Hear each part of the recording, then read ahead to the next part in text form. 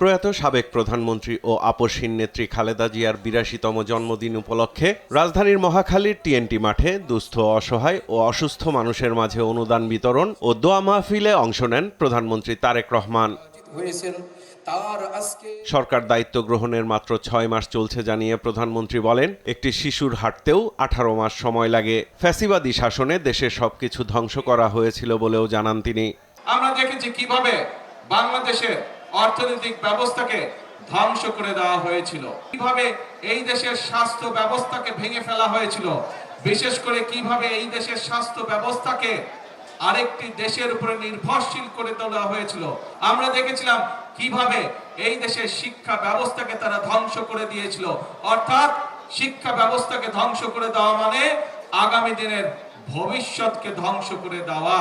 জ্বালানি নিয়ে বিরোধী দলকে বিভ্রান্তি না ছড়িয়ে সংকট সমাধানে পরিকল্পনা তুলে ধরার আহ্বান জানান সরকার প্রধান।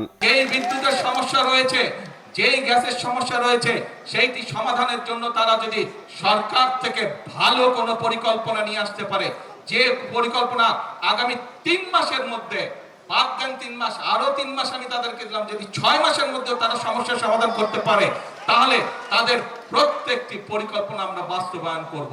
পরাজিত ফ্যাসিবাদী শক্তি সুযোগ খুঁজছে উল্লেখ করে দেশে বিশৃঙ্খলা সৃষ্টি হয় এমন কাজ করা থেকে বিরত থাকতে বিরোধী দলের প্রতি আহ্বানও জানান তিনি। মিথ্যার রাজনীতি স্বৈরাচার করে গেছে, ভাঙচুরের রাজনীতি স্বৈরাচার করে গেছে।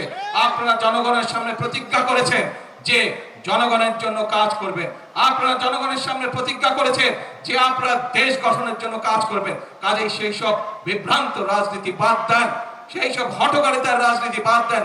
আসেন, জনগণের জন্য কি করতে পারবেন, কি পরামর্শ আপনাদের দলের মধ্যে আছে, সেটি জনগণের সামনে তুলে ধরেন। পরে অসহায়, দুস্থ ও অসুস্থ মানুষের মাঝে অনুদানের চেক তুলে দেন প্রধানমন্ত্রী তারেক রহমান।